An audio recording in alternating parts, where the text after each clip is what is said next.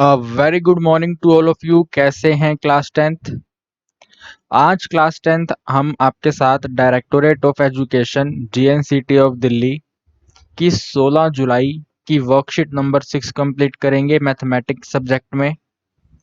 And guys, मेरे प्यारे दोस्तों या मेरे भाई बहनों, मुझे ये वर्कशीट देखकर डीओई पर थोड़ा सा गुस्सा आ रहा है। भाई देखो, सिंपल सी बात है, अभी आप क्लास टेंथ में पढ़ना स्टार्ट किए हो और जो क्लास टेंथ का चैप्टर नंबर 10 सर्कल है, ये सर्कल चैप्टर सेकंड टर्म का चैप्टर है और ये वाली आपको वर्कशीट नंबर 6 में दिया हुआ है। तो भाई मेरे हिसाब से जो ये वाली वर्कशीट है, आपको नवंबर दिसंबर वाले एग्जाम में बिल्कुल भी हेल्प नहीं करेगी। तो आप लोग क्या करेंगे, अब मेरी बात को ध्यान से सुनेंगे। डायरेक्ट हम इसके क्वेश्चंस को सॉल्व करेंगे और आप उन क्वेश्चंस का सॉल्यूशन फटाफट से अपनी कॉपी में नोट कर लोगे। ठीक है? ये सब छोटी छोटी चीजें ना हमने क्लास 9th में सीखी हैं। देखो क्या बता रहे हैं, ये आर्क क्या होती है। अरे भाई, सर्कल की जो कर्व होती है, सर्कल की जो बाउंड्री होती है, उसके छोटे छोटे छोटे छोटे हिस्सों को आर्क बोलते हैं। फिर बता रहे हैं कि ये कोड क्या होती है। अरे कितनी छोटी छोटी बातें कर रहे हैं। सर्कल के सरकमफ्रेंस के ऊपर अगर आप कोई भी दो पॉइंट को ज्वाइन करोगे तो वो आपकी कोड बन जाएगी। यार ये हमारा एक सर्कल है, मैंने इसको ज्वाइन करा, ये कोड आ गई। मैंने ये ज्वाइन करा, ये भी कोड आ गया। मैंने इसको ज्वाइन करा, ये भी कोड आ गया। तो ये वाली वर्कशीट ना मुझे पसंद नहीं आई, ज्यादा पसंद नहीं आई। ठीक है? आगे देखो क्या लिखा हुआ है। सेक्टर क्या होता है? भाई देखो यार, सेक्टर जो होता है वो आर्क ऑफ सर्कल और रेडियस के बीच का पोर्शन होता है। देखो ये वाली रेडियस है, this is radius, this is radius. And ये वाला जो पोर्शन है नीचे वाला, ये लेंथ ऑफ आर्क है। तो आर्क और रेडियस के बीच से जो पोर्शन मिलकर बनता है उसको हम सेक्टर कहते हैं। तो जो येलो पोर्शन है वो सेक्टर है। इसी तरह ये जो सेगमेंट होता है भाई, सेगमेंट ना length of arc of circle और कोड से मिलकर बनता है। Length of arc of circle और कोड से मिलकर बनता है, जैसे आप यहाँ पे देख पा रहे हो। ये जो ए बी का ये नीचे वाला पोर्शन है, length of arc of circle है, और ये जो ए बी एकदम स्ट्रेट लाइन है, ये कोड है। तो कोड और length of arc of circle के बीच का जो पोर्शन होता है उसको हम सेगमेंट कहते हैं। इसके बाद क्लास 9th की थर्ड क्लास थ्योरम। इस थ्योरम में बस इतना लिखा हुआ है, अगर हम सर्कल पर इक्वल कोड्स को ड्रॉ करें तो उन इक्वल कोड्स के अपोजिट जो सेंटर पे एंगल बनेंगे वो भी इक्वल होंगे। आप यहाँ पे देख सकते हो भाई, ये ए बी और ये P Q A equal code है। तो इनके अपोजिट में जो ये सेंटर पे एंगल है ये भी बराबर है। ये वाला एंगल ए है, ये एंगल बी है, दोनों बराबर हैं, ए बराबर बी। ये वाली तो और भी थर्ड क्लास है भैया। ये थ्योरम कहती है, अगर आप एक कोड पर सेंटर से छोटी सी स्ट्रेट लाइन ज्वाइन करोगे तो वो परपेंडिकुलर बाइसेक्टर होती है। परपेंडिकुलर बाइसेक्टर का मतलब होता है, आप यहाँ पे देखो, ये एक ए बी कोड है, हमने ए बी कोड पर सेंटर पॉइंट से लाइन ज्वाइन करी। तो बाइसेक्टर का मतलब है इस लाइन ने एडी के टू इक्वल इक्वल पार्ट्स कर दिए। इसका मतलब जो एडी है वही सेम टू सेम बीडी होगा। एंड एंगल डी पर लेफ्ट हैंड साइड और राइट हैंड साइड 90-90 डिग्री के एंगल बनेंगे। उसके बाद यहाँ पे देखो, equal chords of a circle are equidistant from the centre. भाई बच्चों जैसी चीजें हैं यार ये। अगर एक सर्कल पे दो कोड्स इक्वल हैं तो उनका सेंटर से डिस्टेंस भी इक्वल होगा, ये कहना चाहते हैं। फालतू चीज है, बिल्कुल भी यूज नहीं होता ये। इसके बाद एक ये थ्योरम थोड़ा अच्छी थ्योरम होती है। ये थ्योरम कहती है भाई, ये जो सेंटर पे एंगल होता है ना, ये वाला सेंटर पे जो एंगल होता है, ये वाला एंगल डबल होता है इसके अपोजिट एंगल के, इस वाले एंगल के। मान लो अगर ये ऊपर वाला एंगल x है तो ये नीचे वाला एंगल 2x होगा। सेंटर का जो एंगल है ना वो डबल होता है इसके अपोजिट वाले एंगल के। ये बिना मतलब के अंग्रेजी आप रीड कर सकते हो। इसके बाद इसी वाली थ्योरम का यूज करते हुए हम ये थ्योरम प्रूफ कर देते हैं कि सेम सेगमेंट पर बने एंगल बराबर होते हैं। ये अपने को एक सर्कल दिया हुआ है, ये मैंने पॉइंट ए ले लिया और ये मैंने पॉइंट बी ले लिया। ए बी पॉइंट का यूज करते हुए अगर आप एक एंगल यहाँ पे बनाओगे और एक एंगल आप यहाँ पे बनाओगे ऐसे करके, तो ये दोनों एंगल बराबर होंगे। ये इतनी सी थ्योरम कहती है। आप यहाँ पे देख भी सकते हो, ये एंगल ए और ये एंगल बी बराबर है एंगल ए बराबर एंगल बी। उसके बाद ये वाली थ्योरम कहती है, साइक्लिक क्वाड्रिलेटरल वाली थ्योरम कहती है, अगर आप एक सर्कल पे 4 पॉइंट्स को लेकर के एक 4 साइडेड फिगर को ड्रॉ कर देते हो तो उसके अब आमने सामने वाले एंगल्स का सम 180 डिग्री होता है।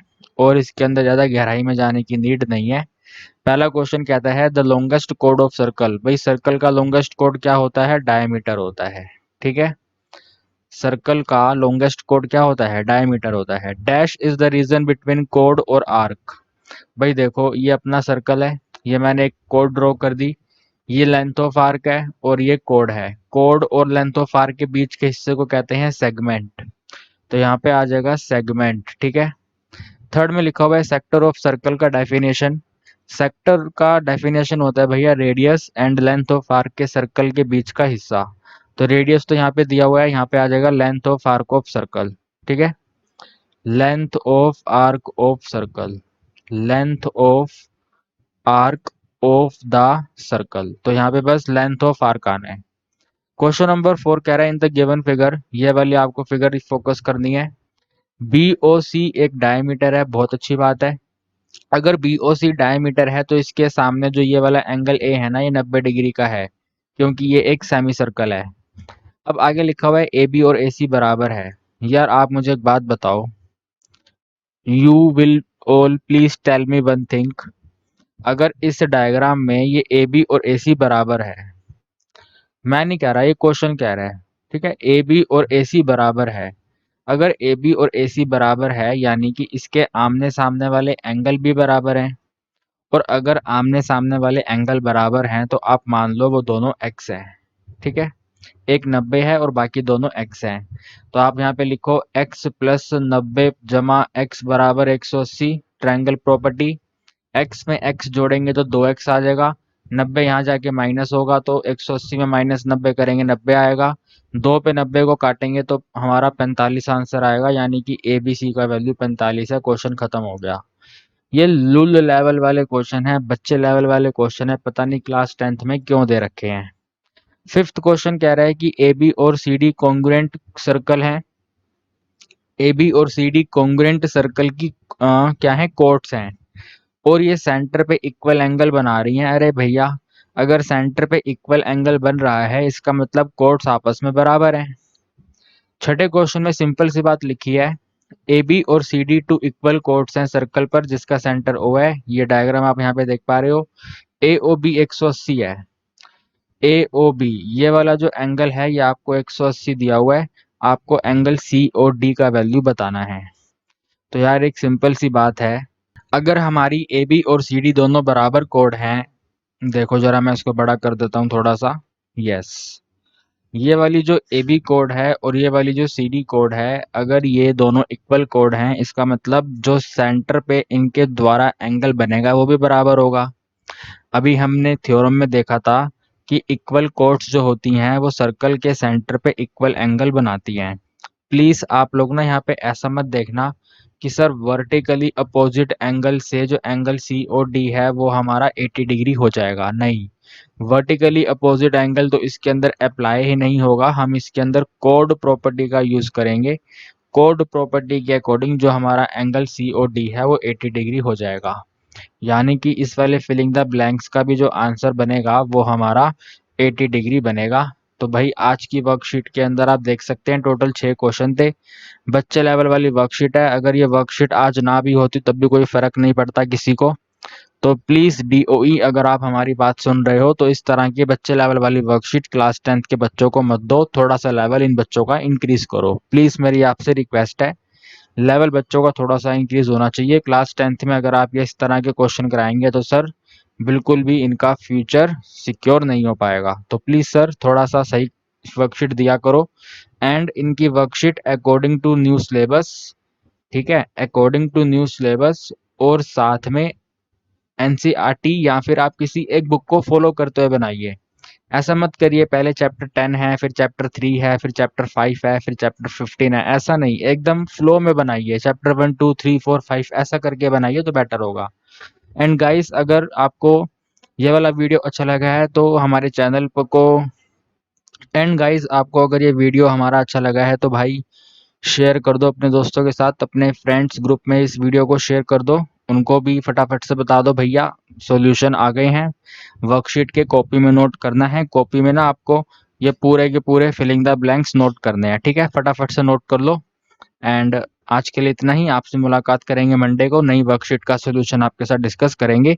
चैनल पर अगर आप में से कोई नया है तो चैनल को जरूर सब्सक्राइब कर ले।